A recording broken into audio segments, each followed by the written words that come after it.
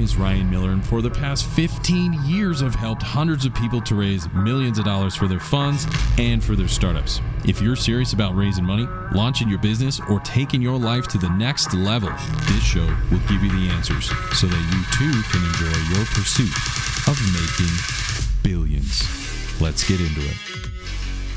In this week's episode, I bring on my friend Eric Hazard. Eric is the founder and CEO of the corporate venture capital fund Vested Ventures.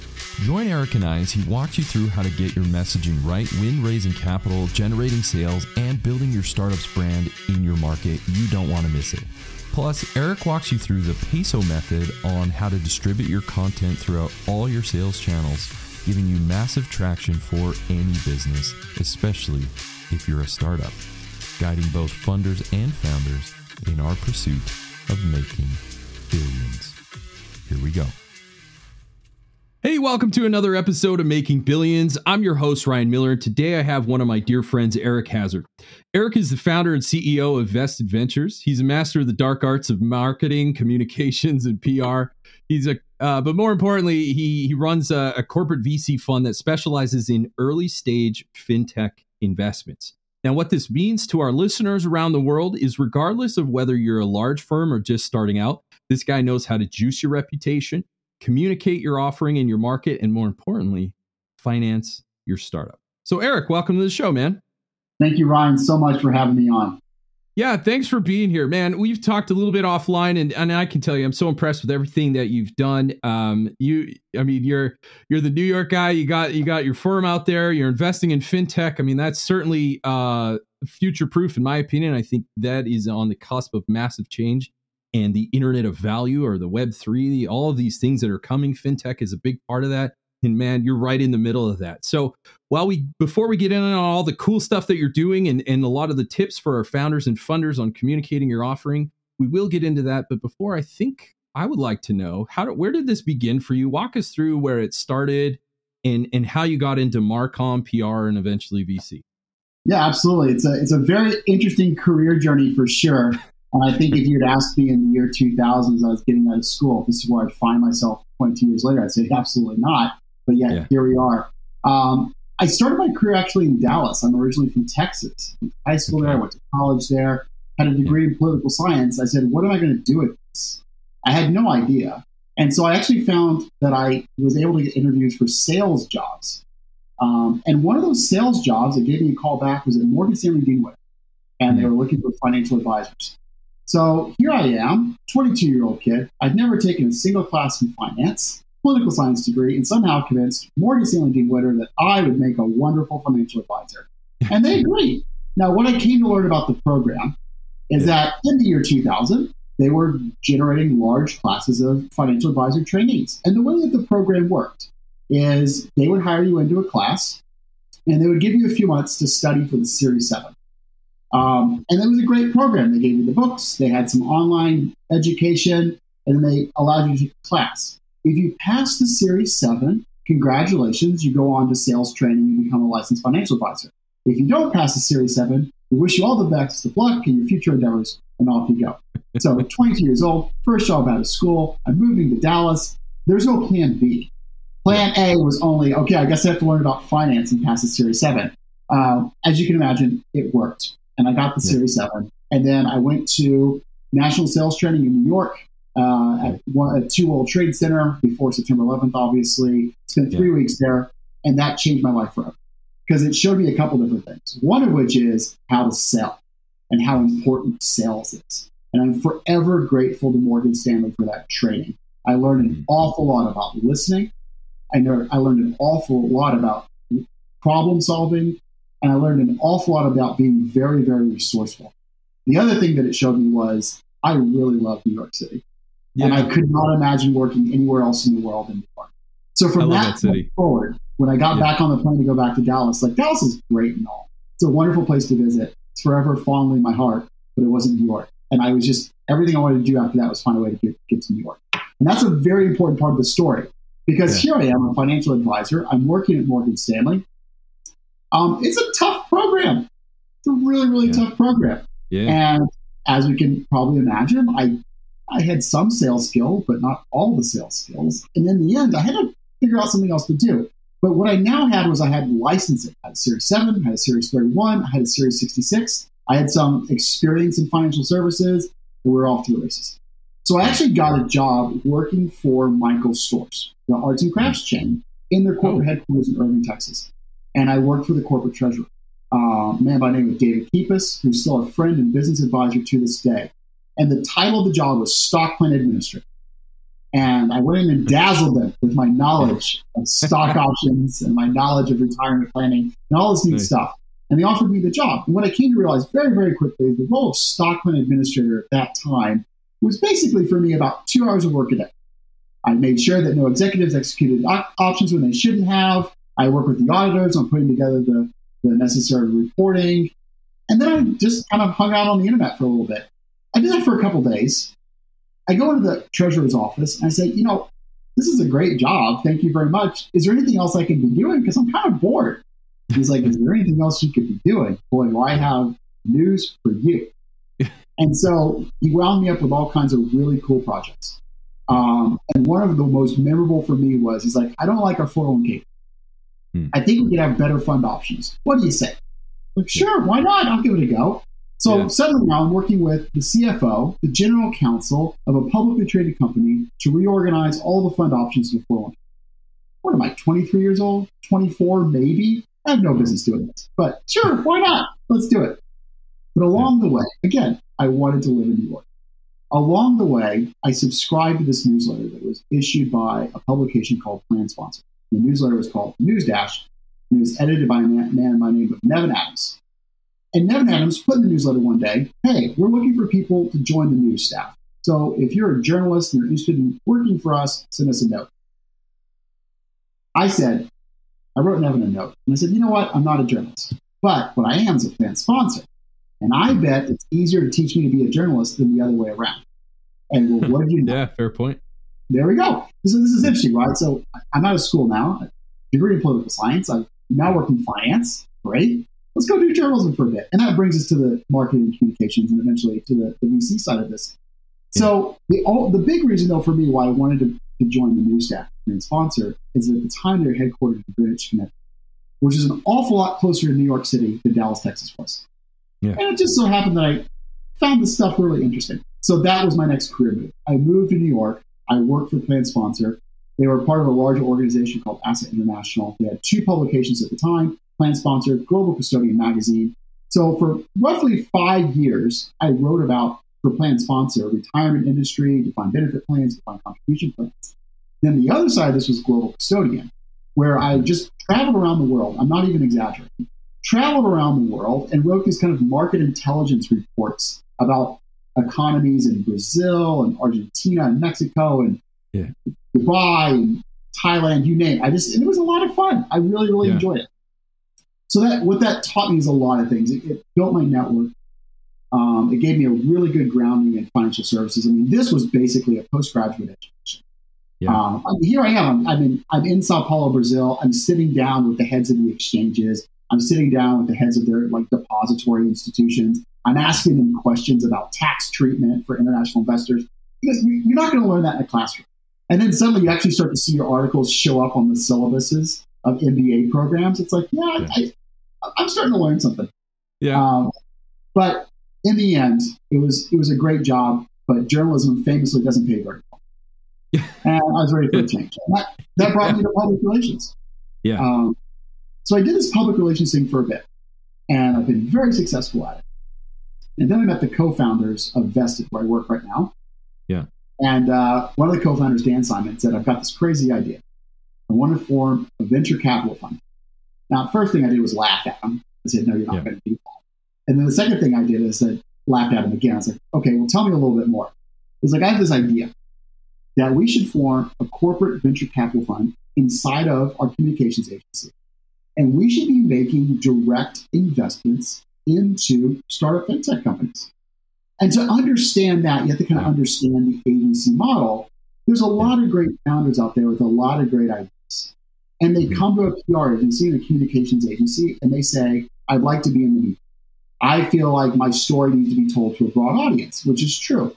But the way that agencies typically work is they say, okay, here's what we're going to do. we're going to charge you a monthly retainer. We're going to take capital from you, and you're going to get a service in exchange, which works great for large financial institutions or established founders or later stage fintechs and all that. But if you're a startup, it's almost malpractice to be taking capital from them at that stage to tell a story. They said, let's flip the model. What if we invested in you and we gave you support on marketing and communications? Because we believe that the marketing and communications can have a real differentiation in your valuation as you start to go into later rounds. And that was the genesis of Vested Ventures. And here we are today. Oh my gosh. So corporate VC, this is a cool thing. And so we've had startup founders, we've had traditional VC and some not so traditional. And that's a compliment. And you're certainly part of that is you're saying like, I have a saying business, if you offer the same thing, you essentially offer nothing. Like you got to have some differentiation in your market for people to even pay attention, let alone do business with you. And you've been able to do that. As you said, hey, like that's kind of a greasy way of doing business. I mean, in this context, in the large context, absolutely. It's no problem. That's business as usual. But in startup, why don't we flip it on its head and provide an immense amount of value to founders? And I would agree that you've done that. So why, in your opinion, I just have a question. I'm sure many of our audience around the world has the same thing is why should funders and founders care about PR and MarCom? Like what, in other words, what value does investing in that area and ensuring that's good in your startup? What value does that have for funders and founders in your opinion? I think it's about how you're going to market. And when you think about going to market, the value of the marketing communications is really understanding who your audience is. And I think too often, some of the funders and founders that I talk to don't have a clear vision of who the audience is. That's number one. So part of this is just going through the exercise of understanding who your audience is. When I sit down with a founder, we just do a basic exercise. We call it Invested 360. It's really simple, right? Divide it into 3 columns. Anyone can do this at home. Sure. Where's your audience located? You mentioned, here we are on your podcast. It's global. Okay, do you have a global audience? Yes, no. Start there. If it's not global, where is it? Is it in the US? Is it North America? Is it somewhere else? And just keep narrowing it down as far as you can. So is that audience, and then once you know where they're at, are they an institution? Are they an individual? What do they look like? And if it's an institution or individual, then start to break it down even further. If it's an institution, what is their title? Is it a CFO? Is it a board of directors member? Is it something else? Or if it's an individual, what would their profile look like? Are they married? Are they single? Are they parents? Are they not? Are they retired? Really understand who your audience is. It may very well be you don't actually have just one audience. You might have multiple audiences, and that's fine. But this is where the message becomes super, super important. Really understand the value that you're providing to that audience. Very simple question to ask yourself. What problem are they having, and how am I helping them to solve it? Perfect. We do that same thing. Inside this 360 exercise, we draw a quadrant up, and we just stick that audience member right in the center of that quadrant. And we adopt this persona mentality. And we say, okay, you are a 44-year-old, and you are one day looking to retire. That's you. All right, so what are the pain points you currently have to retire? Yes. Let's fill those in. Just shout them out, right? Put them in this quadrant. What are the benefits to using our product to help solve those pain points? Yes. How are you currently being perceived, and how do you want to be perceived? Write all this down. Just put it into a one single sheet. Write it down, and then think to yourself, okay, what are their pain points? How am I helping to solve it? Jot down those notes. And it's just probably 3 very simple statements. And really think about the action of these words, right? It's not about, I am the leading retirement provider to 44-year-olds. It's something else, right? I help people manifest their dreams and visions by creating clear paths to a free financial future. That's what the differentiation is. That's what you're doing.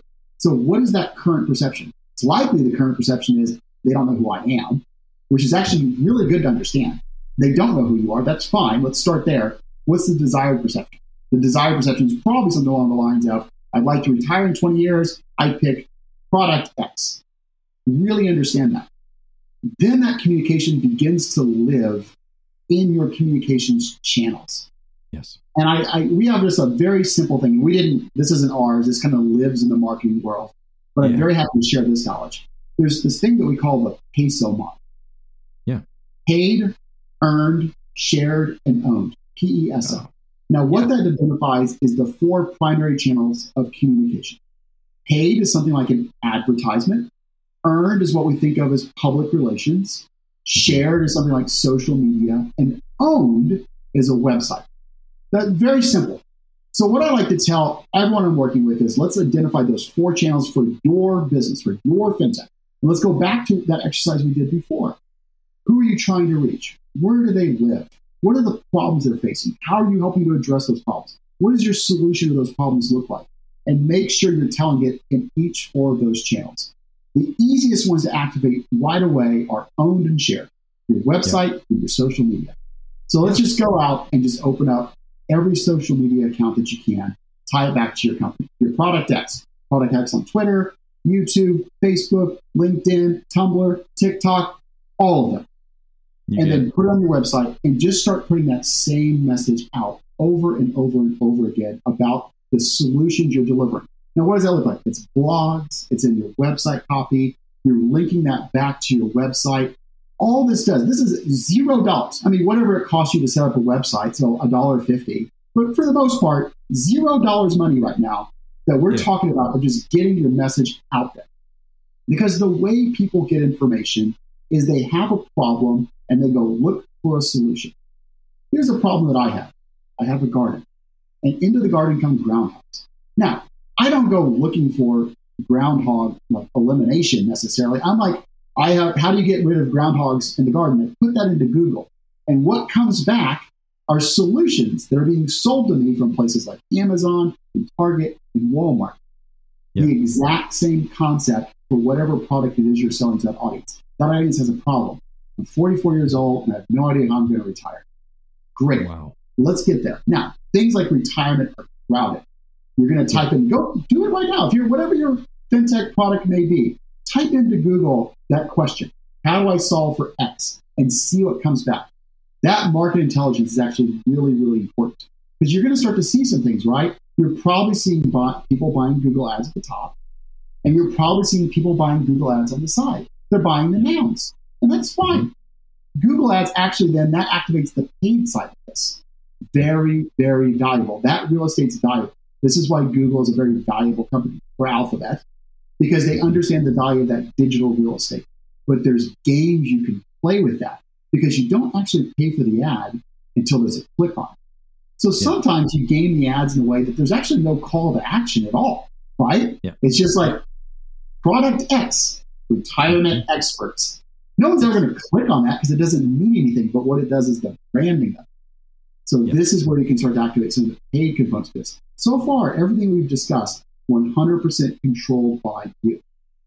Yeah. The earned side of this gets a little bit trickier because now you're talking directly to the media. And that's where the messaging takes a different bit of a spin on it, because then you've got to think about the media isn't going to just write the profile story. And this is where Vested Ventures really, really came into being, right?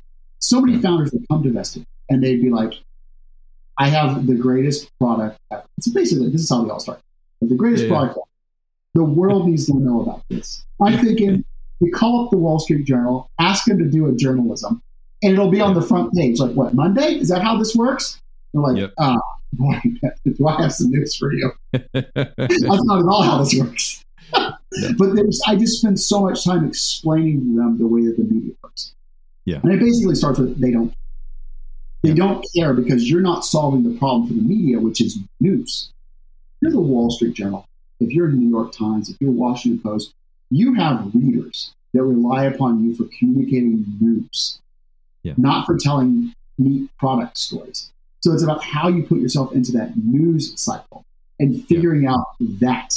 That takes a little bit more work. But that's why the communications is so important, because if you got that message right and it's crisp and it's clear and it's communicating that value directly to your audience, you can be activating these channels for very little money. And it can start to drive in something that looks like a sales prospect. Wow. So absolutely incredible. And so I hope our listeners around the world are really sinking their teeth into what Eric is telling us. Now, as you're explaining it, my thoughts go to somebody starting out. Yeah, maybe they have an MVP or prototype. They're ready to do a launch, and everything you just taught us, and I mean these are people around the world. Everything you just taught us is say, like there's some remarkable launches and some not so remarkable. Remarkable products either way. So you can have the best product that no one heard about. And so I think what you're saying is like, hey man, so number one, you're telling them, well, build a persona of your typical user. And part of that exercise includes, well, what problems? Like if they got on the phone last night and told their best friend what their biggest problem is, imagine what that would have been for that person. It says, man, like I'm overwhelmed with my finances. I don't know what they are, or I'm busy with da da da. And not only because I think a lot of founders and maybe funders, they get caught up in trying to push the product, and you're saying, no, hold on, big guy. The thing that you need to do is get clear on the messaging, because that will ultimately, I'm totally putting words in your mouth, but that'll result in the perception of you, which is either your reputation, whether it's you personally, or your brand, or whether it's a product. Either way, you got to be very clear on when you launch that product, what is your message, what problems are you solving, and then conduct yourself in your messaging to solve those problems for people. And if you do that right, you will be right where people are looking, and your product launch, depending on your message, will launch in successful ways, meaning you will be where people are looking. Is that a fair analysis? I think you broke it down pretty well. I mean, yeah, thank you. Well, you explained it very well. So yeah, no, this is awesome. So Vested Ventures, I mean, these guys know what they're doing. Absolutely. So the peso, paid, earned, shared, and owned. Investing in peso is your time and your efforts in that area. I mean, you could do that on your own, or you could work with Eric and his team to help you with that. I mean, they're one of the best that are out there. Now, one of the, you and I talked about the importance of telling a story. Now, you talked about your message, right? And that's absolutely important. But what I want to, we're going to go down to level 2, and we're really going to drill down, is to say, because I've heard it, you've heard it, when people pitch, and especially in these early stage investments, a lot of it is you're betting on the jockey less than the horse, because it's a pretty small horse, right? The business, there's no revenue, there's not a lot going on. So you're really taking a bet on the founders.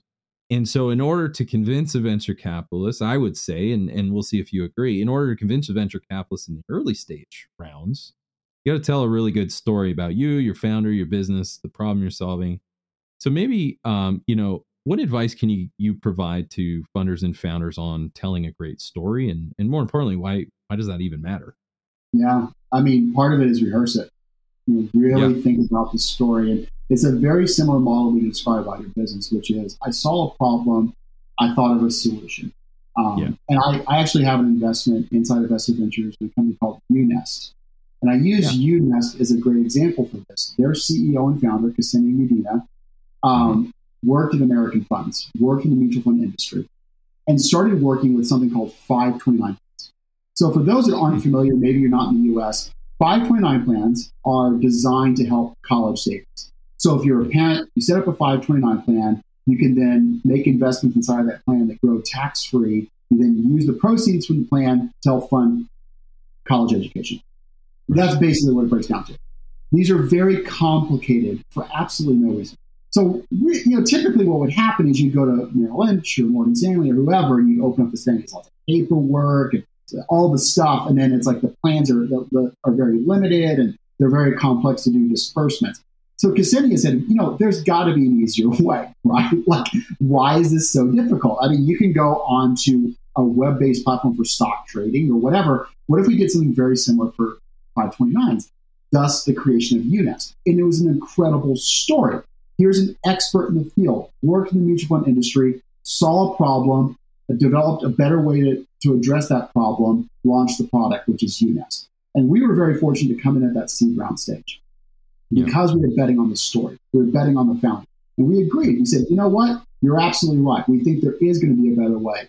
And today, their vision is amazing. And they've done very well, and they have plenty of users now. And they just are becoming now almost where it's starting to tip, which is, why in the world would anyone, if you're going to be 529, why would you go onto a platform over here and fill out paperwork? You can do it on your app, make it very simple. There's automatic deductions and all that. That's the vision. So tell that vision. Talk about the problem. Talk about what the vision's going to be. You know, we're going to launch this product today, and tomorrow's world's going to be better for this reason. The other thing I like to tell, particularly founders at that earlier stages, something you've got a little bit of money. Maybe you went to your friends and family. Maybe you have an angel investor. The other thing is be honest. And the big things for me were it's just an immediate turnoff is two things. The one of which is I'm going to ask you a question. That question is, who are your competitors? Too often, founders come to me and they say something along the lines of, I don't have any competitors. If I hear that, the meeting's over. Because it tells me one or two things. Either one, you haven't actually done the competitive analysis that you need to do in the marketplace. So you don't know what you're selling and who you're selling to. Or two, you're too arrogant to work. Yep. Everyone has a competitor. And actually, your competitors make you better. Come in there with actually really solid competitive research. That's going to be a huge difference. And say, look, I'm launching a 529 app. And why am I launching a 529 app? Because I went and looked at the process at these major broker-dealers. They offer 529 plans. There's pain points all along the process. We're going to do it better over here. So yes, they're competitors, but we're developing a different way of doing it. The other thing too, and I think too many founders early on, is they get too caught up in what they think their future forecasts and sales models are going to look like. I mean, that's those are fun. I want a good business plan, but it's not a have to have. And I'd rather instead, if we're going to do like fantasy numbers, let's have fun with it and do like fantasy football and just call it what it is, which is a game. Like I'm much more interested in that vision, how it is you're going to get your product to marketplace, how it is that you see the progression of your sales, your leads through that. Because that's where I'm going to make the big difference in. That's where we come together. It's like, great. So you've got a story. Okay, let's talk about where you're telling that story. What do the channel activations look like? How is it that we're driving qualified leads back into your sales system? How are we tracking those leads? That's where you've got me. And now let's talk about that process. Man, I love that. So working on your messaging, but also forecasting, and I'm picking up on a couple of parallel interests that we do. So when a potential founder is pitching you or myself and they have those financial projections, even though we're like, yeah, man, this is fantasy land, like it's all good. What I really am looking for, like I know they're going to be total BS. That's fine. It is what it is. In the early stages, you're doing your best. What I want to know is, did you think this thing all the way through? And I will know if I look at your numbers. And really, number two, on the financial projections, I want to know, like, not only did you think this through, but what are your assumptions? What are you assuming? Are you the kind of person that's like, well, as long as everything happens perfect, did you conservatively estimate? Did you come in the middle? There's things that I hope our listeners, our founders around the world are listening, is to say, like, yes, have projections. We know they're kind of baloney, but they help us to understand how deep did you go down the rabbit hole when planning your business? And number two is it allows us to say, well, where did you get those numbers and what made you decide that? That allows us to ask you those questions. And they're neutral. We're not trying to get a gotcha moment or anything. You'll do that to yourself, but it helps us to really understand, how do you think and how have you tried to solve this problem by building a business around it?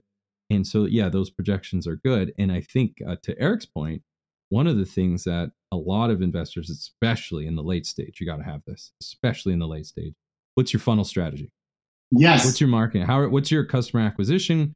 How do you expect, right? We got CPA and LTV and all these different things that we try to understand. I don't need to tell you that stuff, but really understand your channel strategy. That is essentially for more of our late stage listeners around the world. That's really important. But at least show in your early stage, at least show that you have some considerations of channels, or you don't, but at least come prepared for an answer to say, this is one of the areas, Eric, we're hoping that your firm can help us with. Cool. Great. I know where you're at. There's no BS. We can help you with that. You're in the right place. So understanding your channel, understanding the message that you drive through that channel, and working with a corporate VC like Vested Ventures and Eric Hazard himself, these are the areas that a lot of our funders and founders can work with. So channel strategy, customer acquisition, and messaging is so vital. You can have the best idea, but if no one hears about it, yikes. And to that point too, and you bring up just a lot of really great points, particularly as you start moving up the funding chain, your A, your B, your C, wherever it is you're going. If you're going to do a VC route or private equity, if you're looking for acquisition, whatever it may be, that's now one of your audiences. Yeah. And you start thinking about how you message to those audiences. And exactly to your point, when you start getting to raising your Series A, your Series B, you start to have some sales, you can start to show what the sales models look like and your forecast models look like. That's really important. But you want to communicate it to the right audience. So make sure the VCs are starting to see those numbers in a channel that makes sense for them. So think about things like Empire Startups in New York, where you're going to be talking about this to an audience of investors. And that's where that would be the right audience for that kind of message. And let's think about how we start to tell those stories that make sense for that audience and sense for what your growth projections are. And that's part of whenever I'm working with portfolio companies, I start at the very, very beginning, which is, all right, it's not so much, here's what we think our sales strategy is going to look like in 18 months from now. What do you want this company to be 5, 10 years down the road? Let's build the story now that starts to tell that to that audience so that we can then start to look at what your exit's going to be at some point, or how it is that you're going to have a liquidity event out of this. Yeah, I love that. So, coming full circle, I know one of the things, and we've pieced this together, and I want to just condense it into maybe the 6 steps that you've already outlined for us, is really saying like, hey man, when you want to get your message out to the market, know where your ideal customers or investors, if you're a fund and you're raising money, know where your ideal customers, investors work. I've made some notes. So know where your ideal customers, where they're at in their lives, physically where they're at. What are their financial realities? Or number 3. Number 4, you mentioned what obstacles do we have to overcome for them. Number 5, know your ideal customer and how you want them to perceive you, and then reverse engineer to today. And then ultimately you mentioned in getting your message out to the market on a product launch is, what problems do your ideal customers have? And more importantly, how will your message illustrate that you're solving it better than the guy next door, so to speak? Is that a fair summary of getting your message out during a product launch? Yeah, I think so. Yeah, I love that. And the really cool thing that I think that you did mention that I enjoy and I think I want to highlight for investors is customers don't Google products as much as they Google solutions. Would you agree? Problems. They Google problems. They're looking for solutions. They're like, how do I get rid of weeds in my grass? Or what's the best mousetrap? Or what's the most efficient way to save on taxes or save for retirement? Whatever it is, they're not like looking for products as much as they're searching for solutions. And so that message. And this is why Google and Amazon have been so successful, because they're selling you an answer to a problem. Yes. And now their algorithms are so good, they basically know what the problem is before you even know what it is. In fact, we kind of hear these stories. I think it came out of Target, where based upon search profiles, they could predict when somebody may be pregnant. And they were starting to send coupons to houses. It's like, that's where it gets a little bit creepy. But at the end, it's like there's certain things, like there's seasonality and things for the problems that they're starting to solve for. Awesome. So, I'd love to, now we've gone from like marketing, communications, product launch, getting your message out there. I would love to just move closer to the bonfire of venture capital. Yeah. And, this is your jam. This is my world too. This is what a lot of people making billions. Part of that is through venture capital and private equity. But doing that, when launching an opportunity, whether that's an opportunity to invest, whether it's invest in a startup or a fund, we represent funders and founders on this show. What advice could you give to guide our listeners around the world as far as launching that opportunity? So to make sure I understand, so when you're launching the company, if you're on the founder side? So the opportunity of, hey, do you want to invest in my company, or guys like us, you want to invest in our fund? I know, one of them you mentioned was spend a lot of time on your story was one of them. Yeah, I think so. Yeah. And then what else would you say, like in the venture capital world, when people are trying to present and get you or other people to invest, what advice would you give on that? Yeah, I mean, building on some of what I said before, I think really understanding your marketplace is super important. And I mentioned before where if you come into me and you say I have no competitors, it's over. But the other thing too is your competitors are actually going to give you a lot of valuable intel.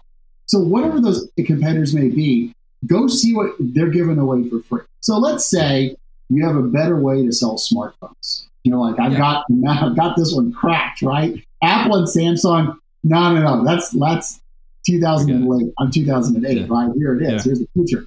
So what I would say is go to Apple, go to Samsung, go to your competitors and just look at the messages they're putting out. Yeah. See the channels that they're putting them out there in and see the ways in which people respond, interact with it. This is all stuff you can do for free. These are the things that if you're out there and this is your side hustle and you're going to launch this, these are the things you should be doing on nights and weekends, is really understanding the competitive landscape and just thinking through your own problem that you're solving for. It's like, okay, what does Apple emphasize? Ease of use, smart design. All right, then. They've got a corner on that market. They're a $1 trillion company. I'm not going to be able to outspend them on ease of use and smart design. What doesn't Apple have, right? Well, they had a physical phone. What if I developed one that was virtual, that lived in your hand? They don't do that. So maybe that's the differentiation, right? Why would you carry around this bulky device when you could just flip your hand open and bam, phone? So focus on where they're not. That's why the competitors are super, super important. Once you kind of have that, the other thing I'd say then is go look at, this is why you need a good, solid understanding of the competitive set. Go look at who some of those are and think about how they're funded. Let's presume, just for the sake of argument, that they're funded by VCs. Who's on the cap table? Who led their rounds? Go read the press releases. Go see how they're promoting their investments. And inside of that, there's a start, right? Just reach out to their investors and say, hey, guess what? I've got a better way of doing this. Let's have a meeting. That's a way to start that conversation. Start looking at where they're presenting at. I mentioned Empire Startups. Look at accelerators and incubators. Look at their demo days. Look at who's in the audience. Is there a way you can get yourself into that audience? If you can't, go talk directly to the audience members. That's another great place. You could be doing all this work nights and weekends. It's just building Google Sheets and just knowing who this information is. And just think about when they're going to be ready for that information. It's like that's where that story is so important. Really work on that presentation deck. Nail that story. I love that. Yeah, and really like, here I am. Here's what I see in the competitive set. Here's where I'm different. Here's why you should make an investment in me. Here's what the future looks like. Let's do a meeting. Man, I love that. And brilliantly said, so just to summarize that, know your story, spend a lot of time perfecting your story. And then what problem and solution are you solving for people, for VC, whoever it is that you're talking to? And then also know who your competition is. If you say, I don't have a competition, it doesn't even have to be direct. It can even say, well, we're a bit of a blue ocean scenario, but the closest competitor would be A, B, and C, right? I don't have competition is not an acceptable answer. To say we're actually different and we're the first to market, but the closest ones that they don't do exactly what we do, but they are close of, right? We talk about substitutes. So any substitutes, those might be an area, but we're not too worried about it because we think we're really good and we got something that the market wants. Sure, great. Thank you. We're just trying to see, did you do your homework? And so, I'd love to just even go down to a level 3 now and talk about your fund for our listeners around the world who are in this sector and maybe looking for a partner and they're saying, hey man, I'm good. Maybe I'm an engineer. I know engineering. I could build glorious things in software or hardware or whatever it is. And they're just like, but channel strategy and communication, man, I don't know anything about it. Boy, that would be great to work with Eric and his team. Where does your fund like to invest? Maybe walk us through just high level bullet points. What things do you like to invest in? Sectors, stages, dollar amount, you name it. My background's in finance. So typically the investments that I'm looking to make are broadly in what people may call fintech. This is not, there's no reason it could be more finance and more tech. It doesn't really matter. But the reason why is that we have a mission. We believe finance can be a force. And so I'm looking for founders and companies that are looking to increase financial access or financial literacy or some combination there, where they're really helping people to better understand how finance can work for them. Yeah. As far as like the stage itself, I generally come in somewhere, and who knows? There's all kinds of fun names for stages now. There's seed and there's dirt, right? Like I love this stuff. I love how inventive VCs can get for this. Basically, just making stuff up. Yeah. You're just making stuff up, right? Like, I don't know. I guess I'm the water, the irrigation stage. I don't know. It's somewhere. It's like I'm not an angel investor. It's not our model. Yeah. I'm not writing $5,000 checks to a million companies. Typically, I write a check that looks like $25,000. I come in somewhere above friends and family, not yet Series A. Sometimes it's seed, sometimes it's pre-seed, sometimes it's not even a round. It depends. It can be structured a lot of different ways. And we just find, I'm not going to lead around. And it kind of goes back to the way that Vested Ventures is set up on corporate VC. The way that we're funded is there's Vested, which is a holding company. Mm-hmm. What we do is marketing communications. And across that holding company, there's a number of companies that are doing that. We have a company called Quoted, which actually is a proprietary technology that we've developed that matches journalists with sources. We have a digital agency called Red Lab. We have a content agency called Scribe. We have a networking community for financial communicators called Financial Narrative. We have Vested Ventures. So the reason I say all of that is because we're not raising money. I don't have a fund out there you can invest in. I'm taking the profits from the platform, and I've been thinking about where it is that I can really maximize the platform investment for my portfolio companies. So for example, works out really, really well. If you're a portfolio company in Vested Ventures, I'm going to introduce you to Quoted. And there's an entire client success team at Quoted. And what they do all day, every day, is they match journalists with sources. So that whole thing I described at the beginning of the peso model, that earned part, this is the cheat codes. Yeah. And it's a lot of it's driven by technology and the coding of it. Journalist comes in, they have a problem, right? I need a source that talks about groundhog elimination. If that's what your business model is, put it on your platform, put it on your profile, drive the journalist to you. Put the quotes in there, your story, the thing you've written down at night and at weekend as you're setting this thing up, put it in the profile. And sometimes you're just lifting it straight out of your profile and putting it in the story. I mean, I had a story, I was quoted in a Fox News story a few years ago about the rise of Lizzo, because I'm a huge Lizzo fan. Like, even I can be quoted on this thing, right? It's really where you want to make your own expertise. And this is the difference. I really want to help people get that story out there about how they believe finance is a force for good and what they're doing to improve financial literacy and financial access. I love that. Finance is a force for good, my man. We're drinking the same Kool-Aid. I absolutely agree. It's got a lot of bad press, maybe rightly so. Talk about earned media. Maybe they didn't want to earn that media, but they still did. These Occupy Wall Street, all that stuff a while back. But now we're saying, like, yeah, okay, that was more a reflection of a few people in charge. But finance and the industry is quite good, and it can do a lot of good. And there's people like yourself who are driving the more virtuous side of it to say, hey, let me support some of these people that are doing good and really illustrating the value that good financial management or whatever that might be in the finance sector. Let's really promote these things and get them stood up. So thank you for doing that. And I think it's worth a couple minutes, though, that there are bad actors in finance. Yeah, sure. And to what I say that, because sometimes if I'm out at a dinner party and I tell people what I do for a living, I get some of that, right? Oh, it's a bunch of cooks and it's found shame, crooks and scoundrels. And you're right. There are bad actors in finance. To which I say that there's also strong enforcement. And that's super, super important. I operate in the United States. We have the deepest capital markets in the world. That is a treasure, right? We should preserve that at all costs. So we need to make sure that we're enforcing the rules that we have, and people need to play by the rules. If they don't play by the rules, they should be punished. To which my friends in earned media do a really good job of talking about where it is that there is problems that need to be addressed. So actually, that's why I really appreciate the work that the earned media is doing to bring this to light so that we can punish bad actors. Absolutely. I agree with that. And that's why I know a lot of people kind of rip on regulation or regulators, but we're like, look, it takes it from the Wild West to something easy, predictable, and investors love that. So thank you for being, adding your candle to that bonfire and saying like, hey, you don't have to cut corners. In fact, if you're that guy, that's not for us. So thank you for driving that thing. So to summarize, where the vested venture side goes is you operate in Fintech, not Fintech. No, not Fintech. You operate in Fintech, typically seed stage, early stuff, but usually post MVP. You mentioned you're not pre MVP. You need to typically like to see that there's an MVP. Typically, it's just a $25,000 placement.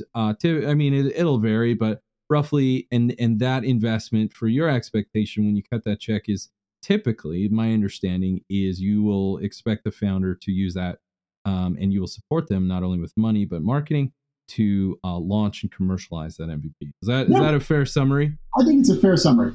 There's a lot of nuance on there, as you can imagine. Yeah, it's not that simple. It never is, but hopefully those people. I like to help them when they need the help.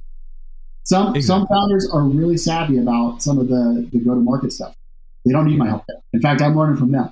But instead, maybe it is like I just start to think about, okay, let's think about where your audience is and how you're communicating directly to that audience. And sometimes it's non-obvious. There's a series that came out on Apple TV this year actually, all about WeWork. Yeah. And for the listeners that haven't watched it, highly encourage you to do it. It's got Jared Leto playing Adam Newman. It's got Anne Hathaway playing Rebecca Newman. And there's a scene. The reason I tell you that story, there's a scene in there where Adam Newman's trying to get in front of Sun at SoftBank and figures out that he's going to be at a startup conference in India. Startup India. Now, WeWork has nothing to do with India, right? Yeah. And it's dramatic. It's a scripted for television series. So I'm sure that there's a little bit of artistic license here. But the story that I love to tell here is, Adam Newman goes to India, goes to the startup conference, buys his way onto the stage, invites his father there from Israel for reasons that you're like, why is his dad there? And he tells this whole story about the relationship between father and son and how that started WeWork and the idea. And the dad's like, what in the world was that? Why did you have me here? Until Masa's son walks up and introduces himself. And the dad's like, who is that? And he says, that was my audience. That's exactly it, right? It's really, and what was he trying to do? Raise money. He knew SoftBank could make an investment there. He knew he had to make himself sound like tech or disruptive, and he spoke directly to the audience. And so sometimes it's just like, who is that audience? Let's go talk directly to them. You don't need media for that. You don't need either. Sometimes it's just as simple as like, here's your meeting with the audience. Let's go just talk to them. Man, I love that. I love hearing those founder stories, whether it's dramatized or not. I think the point is we love that spirit of bravery and ingenuity and, grit and all those things that whether you have it or you don't, you go through the entrepreneurship stage, odds are pretty good you'll have it by the time you're done. So as we round third base and wrap things up, is there anything else that you'd like to add and just share with our fans around the world? Yeah, I mean, first, Ryan, thank you so much for having me on this podcast. I think you've built an incredible community. I'm really excited to be part of it officially now. You are. So I'm going to come out of the shadows, no longer be a lurker. Here I am as a participant. But you're doing a lot of good work. And you're right. Like, there's a lot of bad actors out there. And so I think it's important that people have a community here that they can listen to other stories and people that had a vision and brought that vision to life. So I'm glad to be part of this story. And I really think that, as I tell people, it's like, really think about what that message is. Yeah. Think about who that audience is. Think about a way in which you're communicating that message directly to that audience. Don't overcomplicate it. A lot of this stuff is free. Just get out there and start doing it and see what happens. Build your own little communities and start to think about ways you can activate on it. Wow. Well, thank you so much. And I really appreciate that, man. And yes, absolutely. So your fire is added to the bonfire here and your voice and your message and your abilities and more important, your values to drive some good through the investments that you make. You're certainly a good company. Those are the only kind of people that come on this show called Making Billions are people that want to do it, but do it in the right way.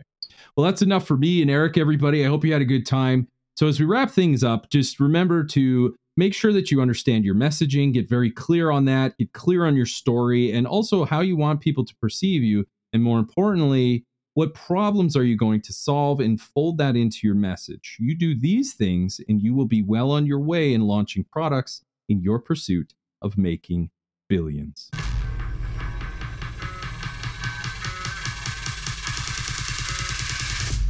Wow, what a show. I hope you enjoyed this episode as much as I did. Now, if you haven't done so already, be sure to leave a comment and review on new ideas and guests you want me to bring on for future episodes. Plus, why don't you head over to YouTube and see extra takes while you get to know our guests even better.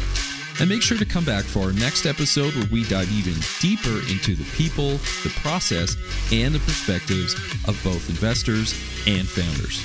Until then, my friends, stay hungry, focus on your goals, and keep grinding towards your dream of making billions.